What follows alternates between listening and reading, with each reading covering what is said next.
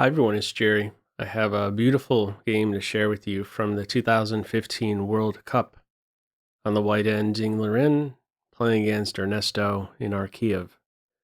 Alright, we have a Queen's Gambit declined exchange with Bishop G5, the positional variation. C6, E3. This is the Carlsbad structure. A couple plans for white in this environment. Minority attack, shooting for a b5 pawn break. At the end of this break, after the tension has resolved, black will experience some structural deficiency on the queen side. This can be seen in the form of split pawns, an isolated pawn, or even a backward pawn. Also, white has this central expansion available, f3, shooting for an e4 break. It's the central expansion that we witness in this game. Now, what does black do in the meantime? Mainly play with pieces, minimal pawn moves, in other words. You may see a5 sprinkled in to hold up the minority attack, but mainly black's going to look to put pieces on active squares. Look for opportunities, for instance, if white's going for this central expansion, look for opportunities along this diagonal. The white king will be a bit more vulnerable with f3 in there. Okay, in this game we continue with bishop e7. Black simply breaks the pin on the knight. If black plays in a different way, trying to first activate the light square bishop with, let's say, bishop g4, that would be a blunder. Bishop takes knight is there and white wins a piece. Queen takes bishop, queen takes bishop. Bishop takes queen, up a piece. Okay. Another option here, well, bishop g4 is not an option. Bishop f5 is an option, but do know if you're playing in this way, you're saying I'm okay taking on double isolated f-pawns. Black in this situation points to the bishop pair's compensation. All right, not a direction we go. Black does not try to activate the light square bishop. We have a pin broken. Bishop d3. And the follow-up here is knight b to d7. Now, if black here tries to activate the light square bishop with bishop g4, I want to at least give you a taste of how you can continue here. Queen b3 is a good reply. Some pressure on b7. Provoking queen b6, white would duck the queen exchange. And in a way, white is saying, I have a useful tempo in my future with the queen on b6, knight a4 on its way to the c5 square. Also, know that if black tries to exchange light square bishops with this maneuver, hang on. A very strong move here for white would be f4. Now, bishop g6 can be met with f5. Is this a potential vulnerability for black? Might there be h3, g4 trapping that piece? Okay, some food for thought. Careful where you go with this light square bishop. In this game, it is knight b to d7, knight g to e2, staying off of f3, f3, e4 is still available now. The queen is no longer seeing the h5 square, so black has this as an option now, welcoming a dark square bishop exchange. Queen has an eye on e3, so before white can play f3, some security is necessary over this point. Queen d2 it is, knight b6, f3. Some attention here to move order. Black does not castle in this position. In the game, it's g6. Why g6? Well, once f3 is in there, g4 is a possibility.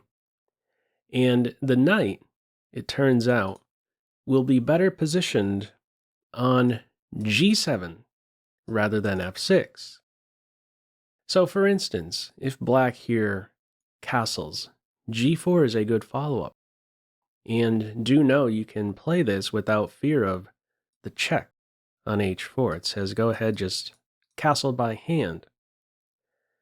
After knight f6, possibilities to continue further like this on the king side, another tempo against the knight with g5, or maybe if you end up supporting first g4, this idea of e4 and e5 would hit that much harder. So by playing g6, now black is in a spot to meet g4 with knight g7. In this game, we have simply castles, but let's have a look.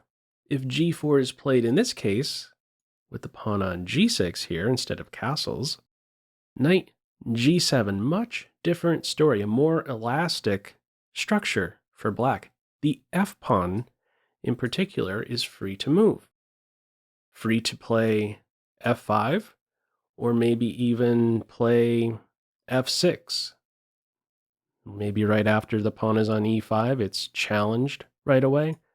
From this square here, one thing is for sure. The knight doesn't have to worry about being attacked any further by white pawns. Okay. In this game, after g6, it's castles for each side. Rook a to e1, bishop e6, and here we go, the central breakthrough, e4. Black captures on e4.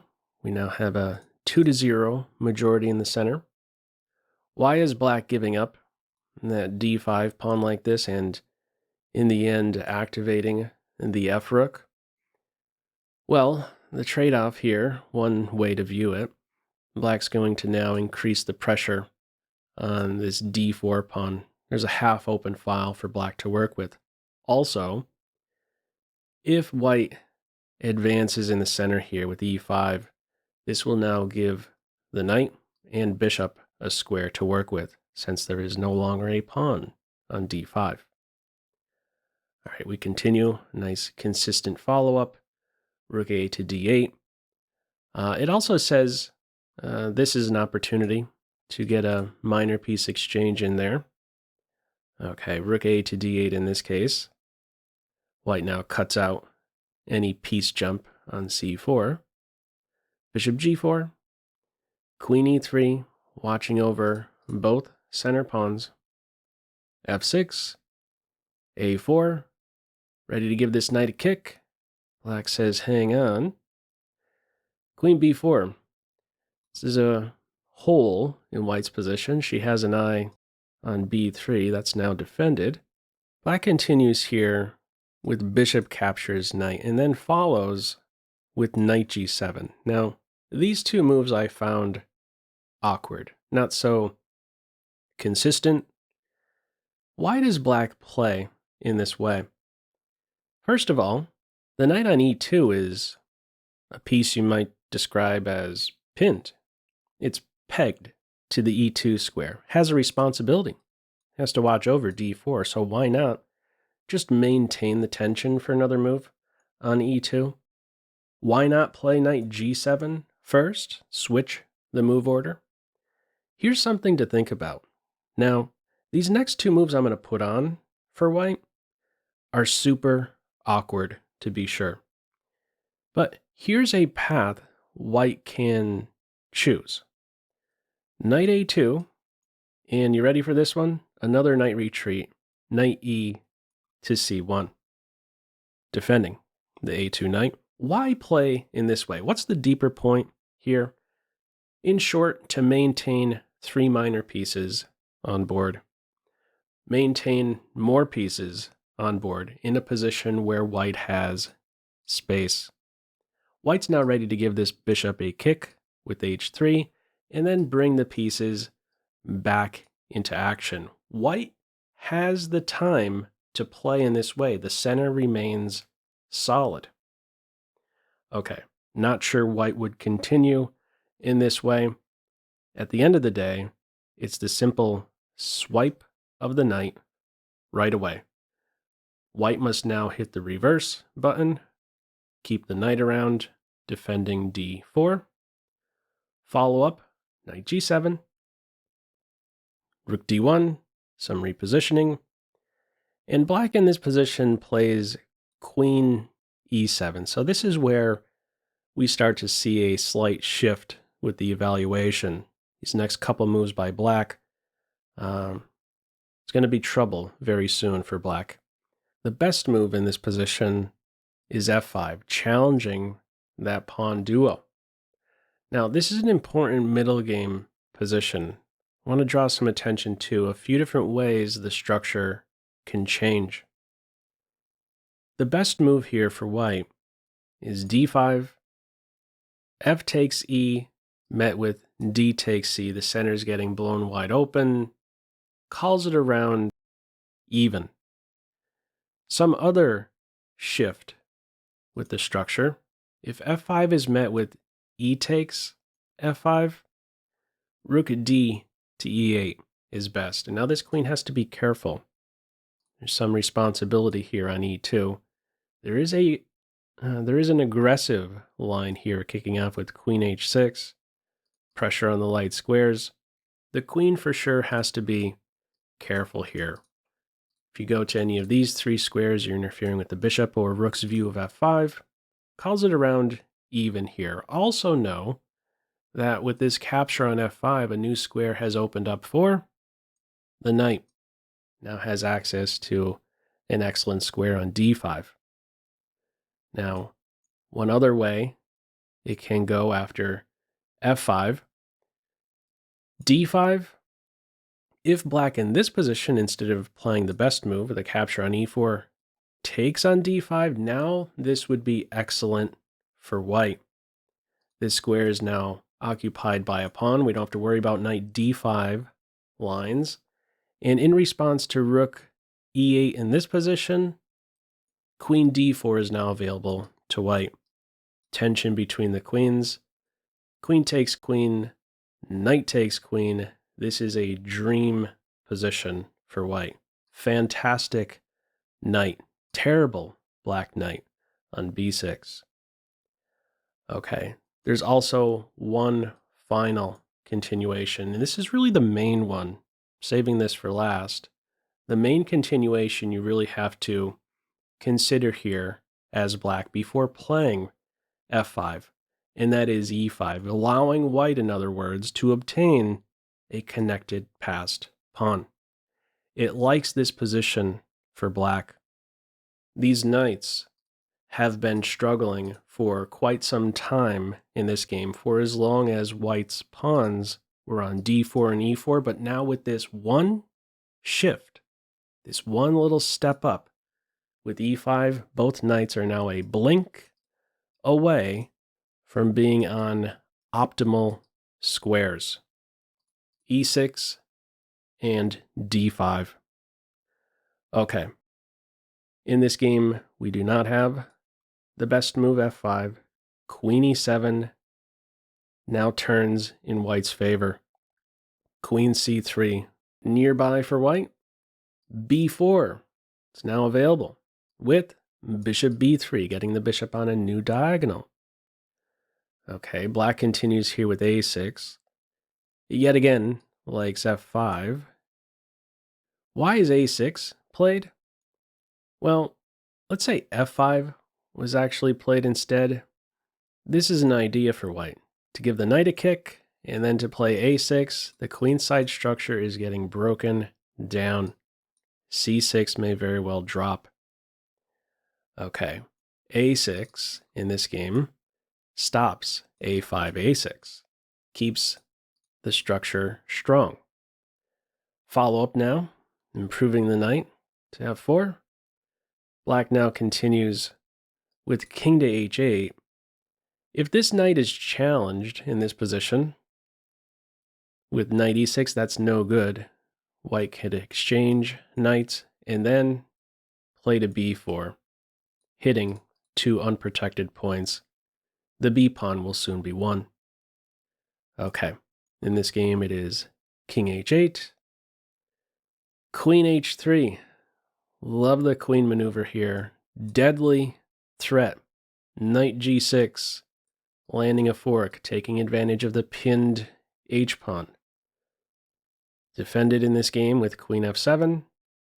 Follow up now, rook d3, rook lift, repositioning the knight, b4. I love how both sides of the board are being used in this game.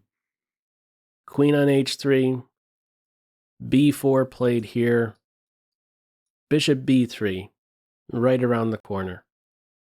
Follow up now, g5. Best for black here, it says bring this knight towards the kingside. Allow this knight to help out defending knight g6 threats. All right, in this game, it's g5. The knight doesn't have to budge. Bishop b3, queen to e8. You have to keep an eye on knight g6. That's for sure. For example, you go here. That's not the win of, material. That's just checkmate. We got that covered. That g8 square. So, queen e8 in this game. And the follow-up here, let me throw this one to you as a pop quiz. How would you continue? Feel free to pause the video. Okay, the only winning move, queen h6. Now, before you can pull this move off, a lot of calculation is required. Right around the corner for black is the win of a pawn, a knight, maybe both. What does white have up his sleeve? Well, in the game, queen takes e4 is played. If the knight is captured, white's 29th move would be the same. So let's see how that plays out. Queen takes e4 in this one. Rook h3. There's pressure here on h7, but the queen is there, defending the mate threat. Black in this position continues with knight e7. The big question, however, what is white doing if the knight is captured? This is really beautiful, what I'm about to highlight here. We're going to have a deflection. This is going to be deflection city, this continuation I'm going to put on now. Now, I'm not sure how deep Liren took his calculations. It may be that he saw only so far to a point where at a minimum he would have a perpetual attack against the black queen, trying to kick her off of this diagonal, and then once it was on board, he would maybe go ahead and find a winning continuation. Here's how white could continue in this situation. Down the piece. You ready? Here we go. Rook takes f4. Now, let's consider these squares. Queen has to stay trained on this diagonal. Otherwise, game over. Queen takes h7. Now, of these squares, which one is safe? g6 is no good. The h-pawn is pinned. We would just have queen captures queen if the queen goes here. So g6 no good. f5, nope, nope, nope, nope. b1 is the winner for the moment. Counterpunch, rook f1. e4, only safe square. Not anymore. Only safe square is d3. Are we done yet? We're not. The bishop can now have some fun. Precision necessary here for white. If white tries to quickly get on the diagonal like this, that would let black off the hook. So for instance, bishop a2, black would have this resource, rook d to e8. Black's now in a spot to meet bishop b1 with queen e3 check, and the queens come off. That saves the day for black. But white in this position here would have the clever bishop c4 first. Bishop's poison, we got mate. And the bishop kicking the queen to c2, she no longer has access to e3. And this is where white could now go in for bishop a2, bishop b1, and h7 will collapse. Again, not sure how deep he went with his calculation, but this was a beautiful continuation right here. Continual deflections on the b1 to h7 diagonal. Okay, in this game, the knight not captured here. It's knight e7. Follow up now, another pop quiz here. How would you continue? Feel free to pause the video. Okay, the only winning idea is bishop c2. This is beautiful. Can't we just take that bishop? That's the move played in the game. Queen captures bishop. What if black tries something else here, like a counterattack against the queen? Not by going to f5, that would mask the queen from seeing h7. Queen takes h7, game over. But if the knight went to g8 here, let's say on move 30, well, that's going to lead to mate. And talk about a pretty mate it would be. You ready? Queen takes h7 could follow. And rook takes queen for mate. Isn't that pretty? Well, it could be even better. I think if you had the choice, you'd go for knight g6. That's a stunning mate. Okay. In this game, we do not have some counterpunch against the queen.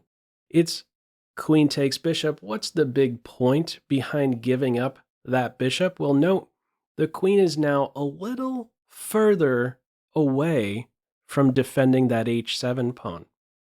And when that's the case, possibilities for interference tactics increase.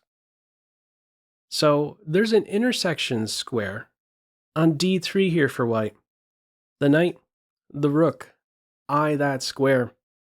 The follow-up here, knight d3, the queen is now cut off from defending h7.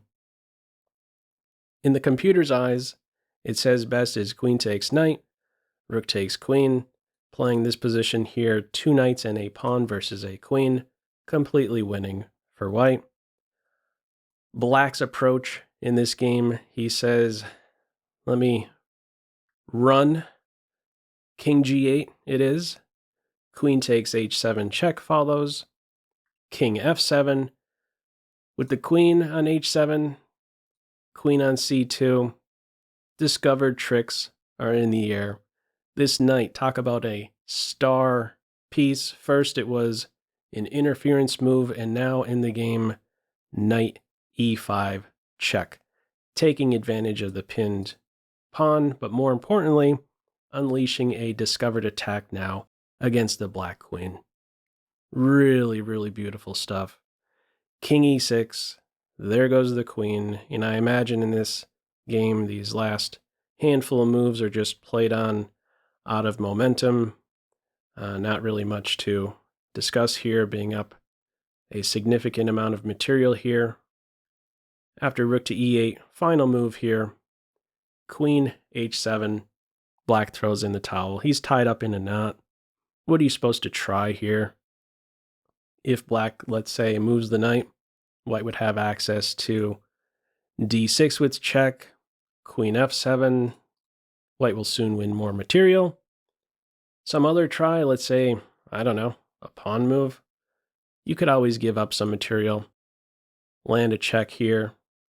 If you grab the pawn, there's a check on h5. The rook is toast.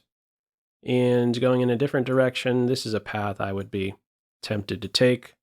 One where you simply track down the g-pawn and work with these connected passed pawns. When a knight has a nightmare, this guy right here is always in that dream. An outside passed rook pawn. Knights hate trying to defend these, completely winning here for white. Okay, in this game, queen h7, final move. Black throws in the towel. So, What did you think of this one? Anyhow, feel free, as usual, to leave any feedback to this video in the comment section below.